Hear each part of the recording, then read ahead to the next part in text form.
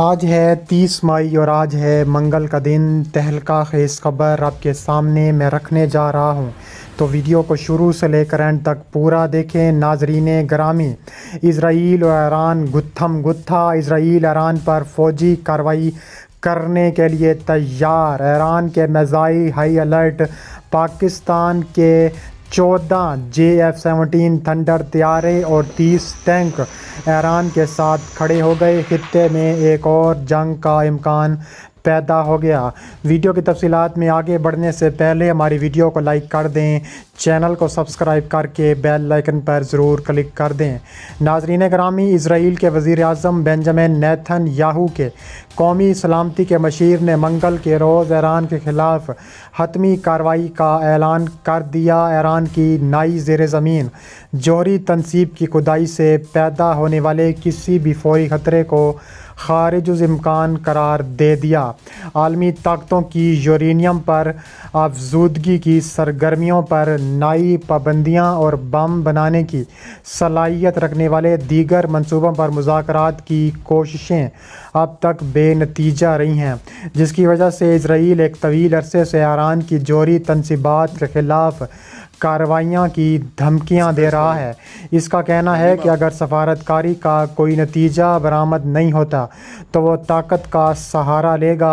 اسرائیل کی مسلح افواج کے سربراہ لیفٹیننٹ جنرل ہرزی حالیو نے ایک سیکیورٹی کانفرنس میں تقریر میں کہا ہے کہ ایران نے یورینیم کو افزودہ کرنے کی صلاحیت میں پہلے سے کہیں زیادہ ترقی کی ہے۔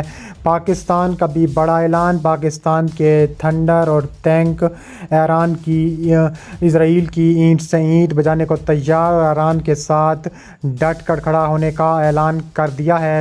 انہوں نے بتایا ہے کہ یہ پیش رفت کیا ہو سکتی ہے اور نہ ہی یہ بتایا ہے کہ کیا کارروائی کی جا سکتی ہے، کس کے ذریعے کی جا سکتی ہے۔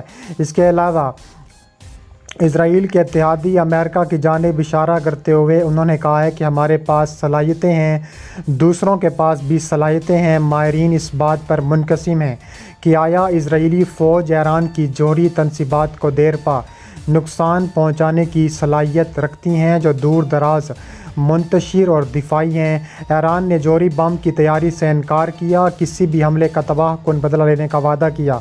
یہ قیاس آرائیاں کی جا رہی ہیں کہ اسرائیل ایران کی سرحدوں پر واقع ممالک کو حملوں کے لیے اسپرنگ بورڈ کے طور پر استعمال کر سکتا ہے، چنانچہ ایران کے ہمسایہ ملک آذربائیجان بھی استعمال کر سکتا ہے۔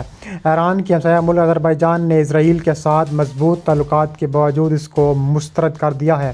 انہوں نے کہا ہے کہ ہم کسی جنگ کا حصہ نہیں بنیں گے جس میں ایران شامل ہوگا۔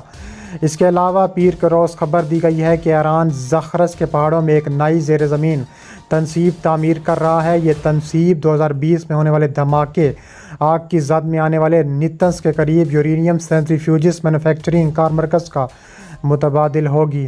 اسرائیل کے قومی سلامتی کے مشیر زاچی ہانجی نے کانفرنس میں کہا ہے کہ زیر زمین تنصیب پر زمین پر تنصیبات کے مقابلے میں حملہ کرنے کی صلاحیت محدود ہو جاتی ہے، جو یقیناً آسان ہے، لیکن اس معاملے کے بارے میں جو کہا جا سکتا ہے وہ یہ ہے کہ ایسی کوئی جگہ نہیں ہے جس تک رسائی ممکن نہ ہو۔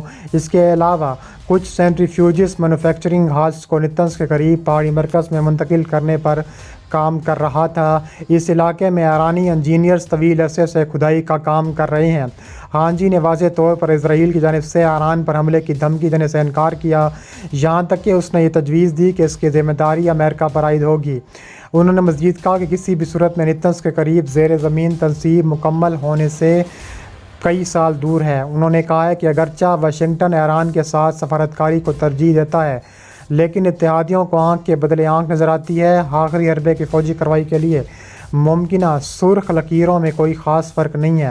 فلسطینی مقاومتی تحریک کے سیکرٹری جنرل نے حیا ویب سائٹ واشنگٹن کو انٹرویو دیتے ہوئے کہا ہے کہ اب تک صرف تحریک جہاد اسلامی نے حملوں میں حصہ لیا، لیکن مستقبل میں صہیونی حکومت کی جارحانہ کارروائیاں جاری رہیں تو جوابی کارروائی میں صرف جہاد اسلامی نہیں بلکہ حماس اور حزب اللہ سمیت تمام مقاومتی تنظیمیں مل کر صہیونی حکومت کے خلاف کارروائی کریں گی۔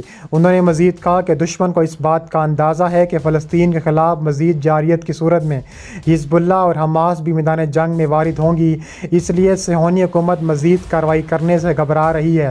انہوں نے صہیونی جیل میں شہید ہونے والے مجاہد کمانڈر خضر عدنان کی شہادت کا اسرائیل کو ذمہ دار ٹھہراتے ہوئے کہا ہے کہ اسرائیل نے جیل کے اندر ان کو شہید کر دیا۔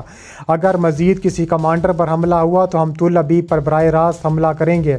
اسرائیل نے غزہ میں حالیہ 5 روزہ جنگ کے دوران میزائل شکن دفاعی سسٹم کو فعال کیا تھا، لیکن مقاومتی کے راکٹوں اور میزائلوں کو روکنے میں ناکام ہونے کی وجہ سے اس سسٹم کے بارے میں کئی سوالات جنم لیے ہیں۔ اس سے پہلے صہیونی حکومت مقاومتی حملوں کو روکنے کے لیے آئرن ڈوم نظام استعمال کرتی رہی ہے، جس کے بارے میں صہیونیوں کا یہ دعویٰ ہے کہ حالیہ غزہ کی جنگ میں نئے دفاعی سسٹم فلاخن داؤد کو استعمال کرنے کی خبروں نے مبصرین کی توجہ اپنی طرف مبذول کرائی تھی۔ صہیونی فوج نے کہا تھا کہ غزہ سے فائر ہونے والا میزائل کو روکنے کے لیے جدید فعال سسٹم کو فعال کیا گیا ہے۔ اس کے علاوہ تیار ہونے والے دفاعی سسٹم کو پہلی مرتبہ عملی طور پر فعال کیا گیا ہے۔ اس سے پہلے گزشتہ 12 سالوں سے صہیونی حکومت مقاومتی حملوں کو روکنے کے لیے مسلسل آئرن ڈوم استعمال کرتی رہی ہے۔ اس تحریر میں نئی دفاعی سسٹم کی خصوصیات کے بارے میں روشنی ڈالی گئی ہے۔ نئی دفاعی سسٹم فلاخن داؤد اور جدائی جڑی کا بھی نام دیا گیا ہے۔ یہ ان 4 دفاعی سسٹم میں شامل ہے جن کو صہیونی حکومت فضائی حدود کی حفاظت کے لیے استعمال کرتی رہی ہے۔ آئرن ڈوم سسٹم کے مختصر فاصلے تک مار کرنے والے میزائلوں کا مقابلہ کرنے کے لیے بھی استعمال کیا جا سکتا ہے۔ طویل فاصلے تک مار کرنے والے بیلسٹک اور بین البراعظمی میزائلوں کا مقابلہ کرنے کے لیے صہیونی فوج کے پاس 2 اور 3 میزائل سسٹم موجود ہیں۔ اس کے علاوہ جدید جنگی طیارے اس مقصد کے لیے استعمال کیے جا سکتے ہیں۔ آئرن ڈوم اور آر او سسٹم کے درمیان موجود شگاف کو پر کرنے کے لیے فلاخن داؤد یا جدائی سسٹم کو معاہدہ کیا گیا ہے۔ 2017 میں یہ سسٹم تیار کردہ فعالیت کے معاہدہ تھا۔ اس سسٹم کے ذریعے 70 سے 270 کلومیٹر کے درمیانی فاصلے تک دفاعی کام کیا جا سکتا ہے۔ یوں کہا جا سکتا ہے کہ اس سسٹم کے ذریعے پرانے اور کم درجے کے میزائلوں کے بجائے جدید اور طویل فاصلے تک مار کرنے والے کروز میزائلوں کا مقابلہ کیا جا سکتا ہے۔ صہیونی فوج کا جدید دفاعی نظام جادوئی چھڑی کیا حقیقی معنوں میں جادو کر سکے گا؟ آئرن ڈوم میزائل صہیونی کمپنی اور امریکی کمپنی کے مابین تیار کیا جاتا ہے۔ اس کے علاوہ یہ نیا دفاعی سسٹم پیٹریاٹ اور ہاک متعدد ثابت ہوا تھا۔ اس کے علاوہ صہیونی حکام نے توراس سے اس سسٹم کا نام چنا تھا، لیکن حقیقت یہ ہے کہ یہ سسٹم امریکی ٹیکنالوجی سے ہی بنایا گیا ہے۔ آئرن ڈوم اور اس نئے دفاعی سسٹم میں ایک اور بنیادی فرق یہ ہے کہ آئرن ڈوم کو آسانی کے ساتھ ایک جگہ سے دوسری جگہ منتقل کی کر سکتے ہیں، لیکن جادوئی چھڑی کو ایک جگہ منتقل ہونے کی ممکن نہیں۔ آر او سسٹم کی طرح زمین کے اندر اس کی بنیادیں نصب ہوتی ہیں۔